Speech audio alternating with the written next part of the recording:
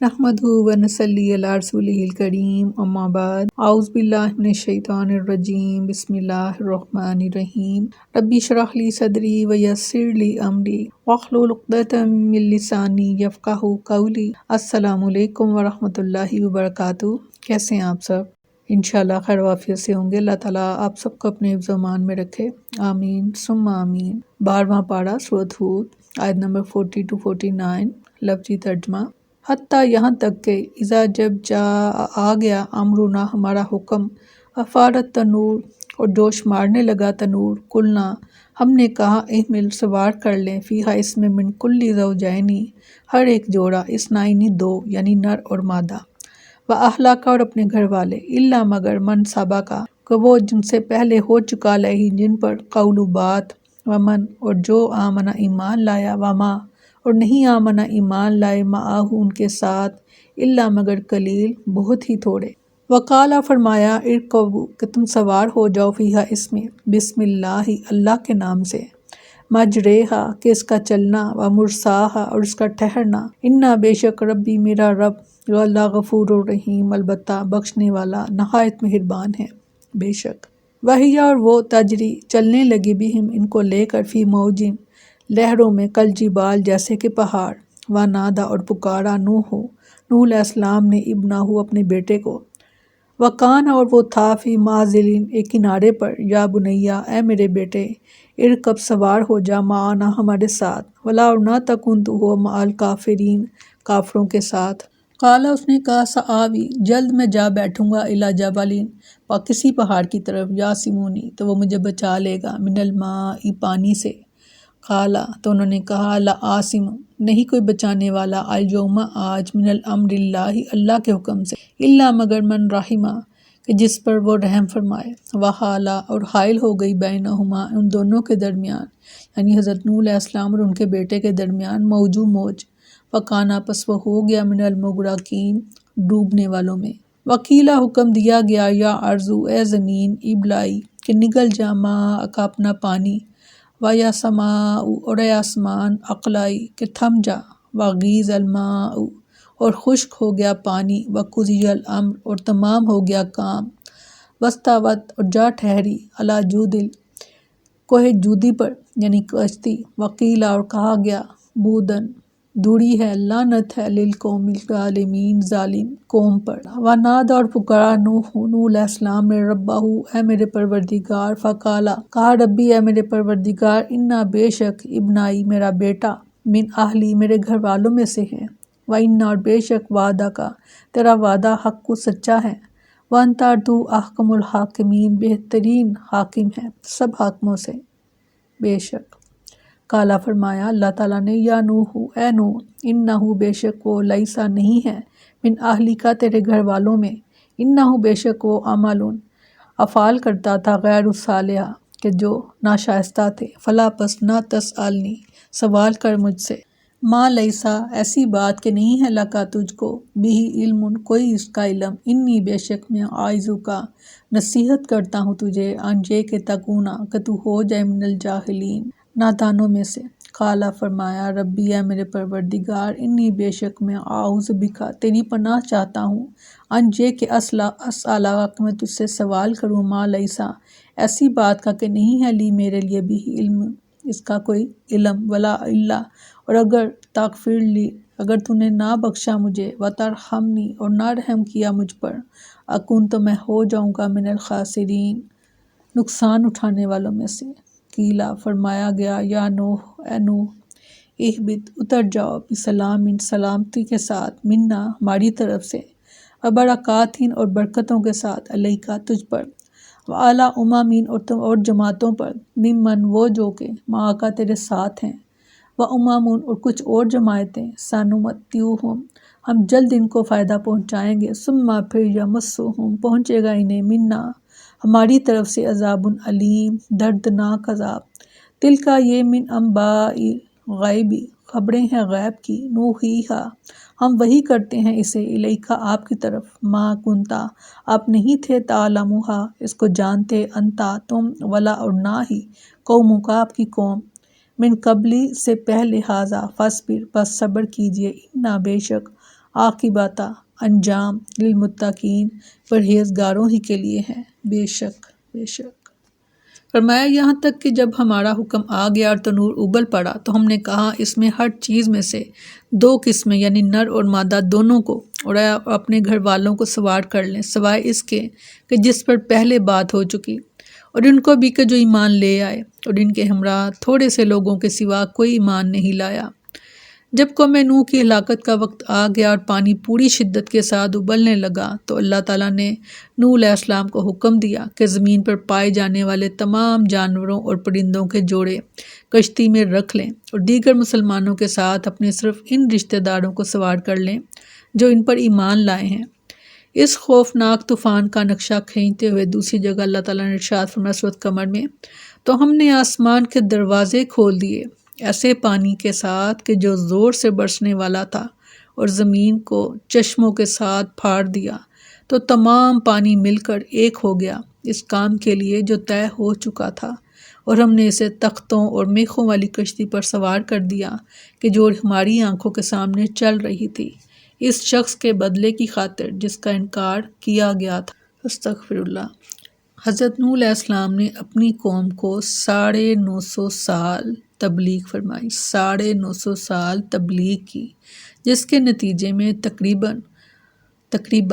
120 لوگ جو تھے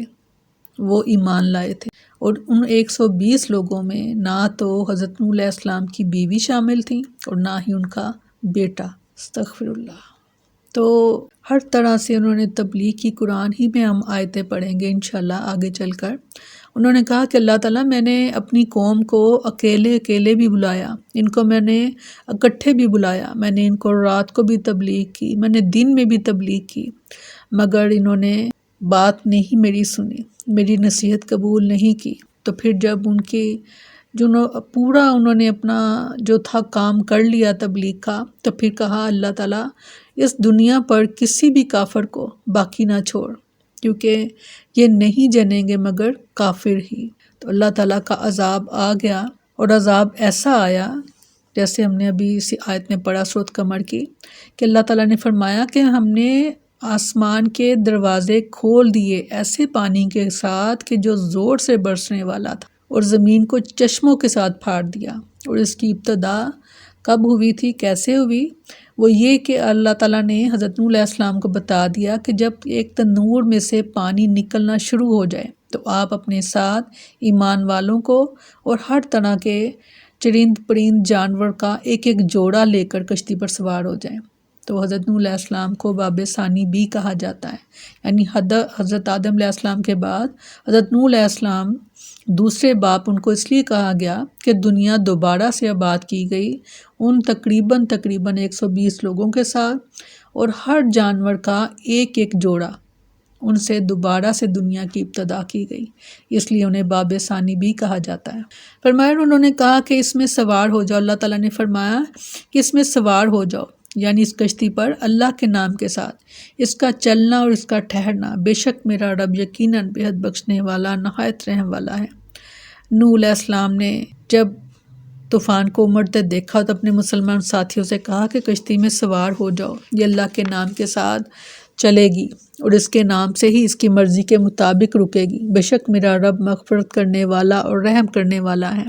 وہ ہمیں ضرور اس طوفان سے نجات دے گا۔ فرمایا اور وہ انہیں لے کر پہاڑوں جیسی موج میں چلتی جاتی تھی، اور نوح علیہ السلام نے اپنے بیٹے کو آواز دی اور وہ ایک علیحدہ جگہ میں تھا، اے میرے چھوٹے بیٹے ہمارے ساتھ سوار ہو جا اور کافروں کے ساتھ شامل نہ ہو۔ اس نے کہا کہ میں عنقریب کسی پہاڑ کی طرف پناہ لے لوں گا جو مجھے پانی سے بچا لے گا۔ کہا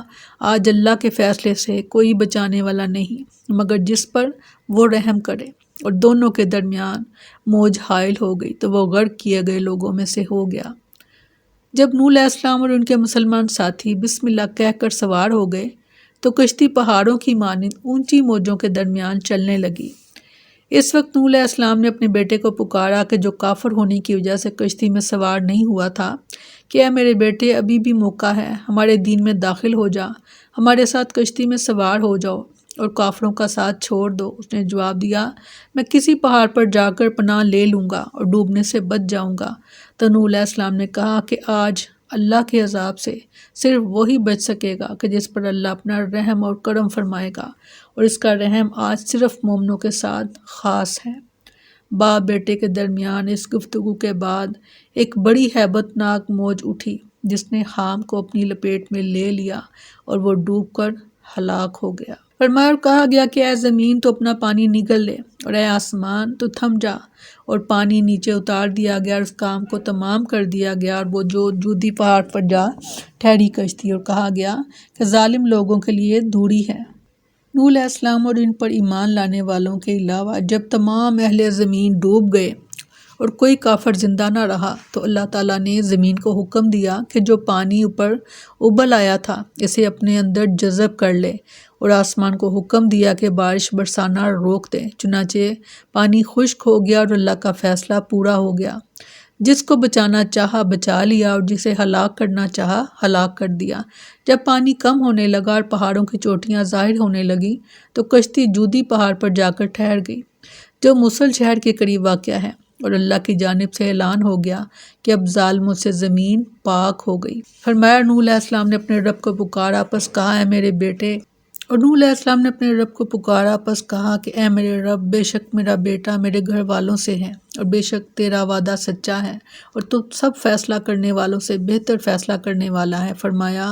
اے نوح، بے شک وہ تیرے گھر والوں میں سے نہیں، بے شک یہ ایسا کام ہے کہ جو اچھا نہیں، بس مجھ سے اس بات کا سوال نہ کر جس کا تجھے کچھ علم نہیں، بے شک میں تجھے اس سے نصیحت کرتا ہوں کہ تو نادانوں میں سے ہو جائے۔ اس نے کہا